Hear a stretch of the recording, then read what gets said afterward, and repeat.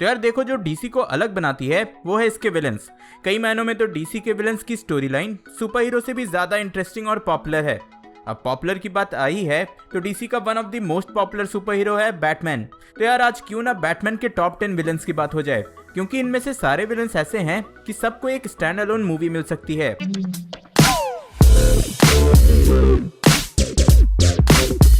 सबसे पहले है ह्यूगो स्ट्रेंज, जो कि एक इंटेलिजेंट बायोलॉजिस्ट और डॉक्टर है। मतलब कि यार नेक्स्ट लेवल वाला।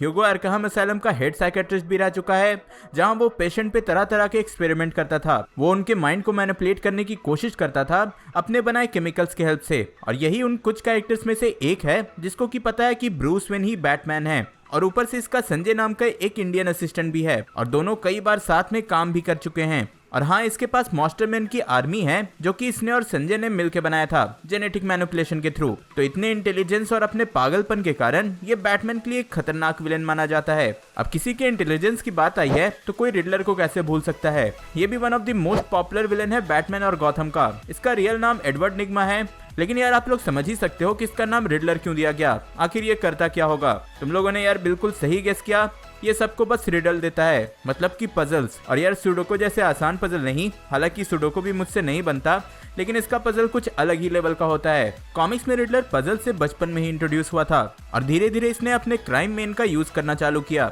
अब ऐसा नहीं है कि रिडलर सिर्फ कॉमिक्स में ही फेमस है, बल्कि रिडलर पहले भी मूवीज, टीवी शो, एनिमेशंस हर जगह दिख चुका है। अब पजल बहुत हुआ, थोड़े मार धाड़ पे आ जाते हैं, क्योंकि नेक्स्ट विलन है डेडशॉट, और आपने इसको सुसाइड स्क्वाड में रिसेंटली देखा होगा। लेकिन कॉमिक्स में इस कैरेक्टर में जितना डेप्थ था वो उस मूवी में इस कैरेक्टर के साथ नहीं दिखाया गया। ऑब्वियसली तब दिखेगा जब इस पे कोई सोलो मूवी बनेगी तब। और जैसा नाम सजेस्ट करता है, वैसे ही इसके वेपन से निकली हर एक गोली का कोई ना कोई टारगेट होता है, जिसे ये अक्सर मिस नहीं करता।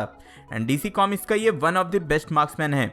ऑब्वियसली और भी कई हैं, जैसे कि बुलसाई, एरो, लेकिन डेडशॉट अपने सिर्फ इसी पार्टिकुलर एबिलिटी के लिए जाना जाता है। और हाँ, कॉमिक्स में कभी इसे 100% विलन की तरह दिखाया नहीं गया। कहीं ये विलन है, कहीं ये एंटी हीरो। तो इसके दो रूप हैं। अब दो रूप से मुझको डीसी के एक और विलन की याद आ गई, टू फेस। और अच्छे से एक बुरे इंसान बनने का सबसे बेस्ट एग्जांपल ये कैरेक्टर है। द डार्क नाइट में हमने इस कैरेक्टर को तो देखा ही होगा कि कैसे डिस्ट्रिक्ट अटॉर्नी से वो एक विलन बन जाता है।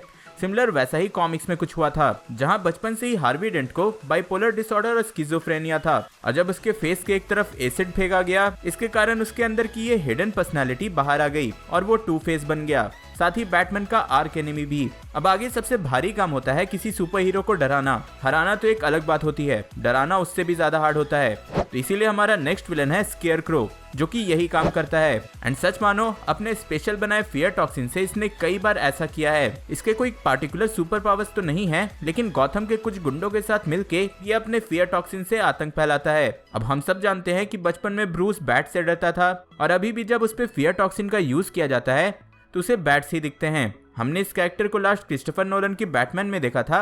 एंड खबर ऐसी भी आई है कि जो बैटमैन की सोलो मूवी आने वाली है उसमें भी ये होगा। अब बैटमैन की विलन्स की बात हो रही है तो बेन की बात तो होगी ही, क्योंकि यही एक ऐसा कैरेक्टर है जिसने कि बैटमैन का ही हालत खराब कर दिया था। कॉमिक्स में इसे the man who broke the bat का टाइटल मिला है। अब आपने डार्क नाइट राइजेस अगर देखा होगा तो आपको इसकी बैक स्टोरी भी जानते हो, क्योंकि कॉमिक्स में भी इस कैरेक्टर की स्टोरी काफी सिमिलर थी। हाँ, थोड़े छोटे छोटे चेंजेस जरूर थे, जैसे कि कॉमिक्स में इसको सुपर स्ट्रेंथ वेनम नाम के एक सुपर ड्रग से मिला था। और हाँ, इसने एक बार नहीं बल्कि कई बार बैटमैन को हराया है। सबसे फेमस स्टोरी लाइन थी नाइटफॉल की, जहां इसने बैटमैन का कमर ही तोड़ दिया था। तो हाँ, कह सकते हैं कि मूवी में दिखाए बेन से भी ज्यादा पावरफुल कॉमिक्स का बेन है। और यार कुछ रिपोर्ट्स ऐसे भी हैं कि इस कैरेक्टर की स्टैंड अलोन मूवी बन रही है, तो देखो क्या होता है। अब बैटमैन को टक्कर देने वाले विलेन की बात हो रही है तो हर्ष को सब जानते हैं। यार रिसेंटली इस कैरेक्टर पे एक एनिमेटेड मूवी भी बनी है, एंड शायद ये डीसी के टीवी शोज में भी दिखा है। आप बस हर्ष को बैटमैन की एग्जैक्ट कॉपी समझ सकते हो। इस कैरेक्टर का रियल नाम थॉमस एलियट है, जो कि ब्रूस के बचपन का दोस्त है और उसी की तरह रिच फैमिली से बिलोंग करता है, बट उससे बहुत ज्यादा जेलस रहता है। कितना जेलस, इसका अंदाजा आप इसी से लगा सकते हो कि उसने खुद अपने पेरेंट्स को मारने की कोशिश की थी। आगे चलकर ये कैरेक्टर प्लास्टिक सर्जन बनता है और फिर अपना चेहरा बिल्कुल ब्रूस की तरह कर लेता है। तो यार आप समझ ही सकते हो कि ये राइवलरी कितनी बड़ी और इंटरेस्टिंग है। इंटरेस्टिंग राइवलरी की बात हुई है तो डेस्ट्रोक को कौन भूलेगा। अब ये डायरेक्टली बैटमैन का विलन तो नहीं है, लेकिन एक मर्सिनरी है, मतलब कि पैसे लेता है और लोगों को मारता है। आप इसे एंटी हीरो टर्न विलन कह सकते हो।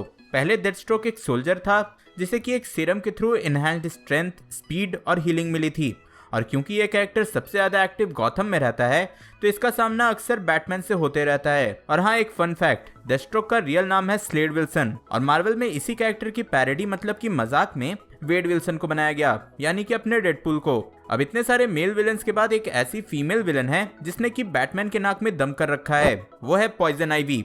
And comics and animated movie में हार्ली क्विन के बाद सबसे पॉपुलर कैरेक्टर कोई है तो वो यही है। और इसके पावर्स प्लांट से रिलेटेड हैं, जहां ये कई तरह के प्लांट को कंट्रोल कर सकती है, साथ ही ये इन्हीं प्लांट से कई तरह के पॉइजन बनाती है।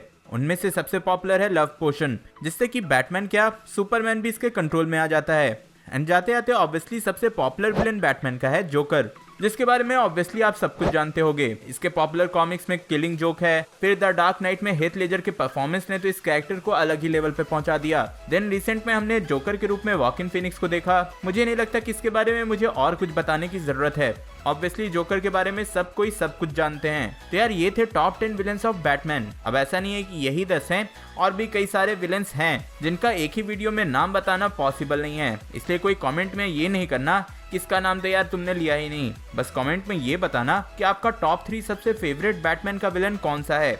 होप सो कि आपको ये वीडियो पसंद आई होगी। अगर हाँ तो वीडियो लाइक करें एंड अपने फ्रेंड्स के साथ शेयर जरूर करें। एंड ऑब्वियसली ऐसी और कंटेंट के लिए सब्सक्राइब करें। जोकर की कॉमिक बुक स्टोरी जानने के लिए ऊपर वाली वीडियो देखो, और स्नाइडर कट के बारे में डिटेल में जानने के लिए नीचे वाली। मैं जल्दी और नई वीडियो लेकर आऊंगा। टिल देन बी देसी बी नर्ड।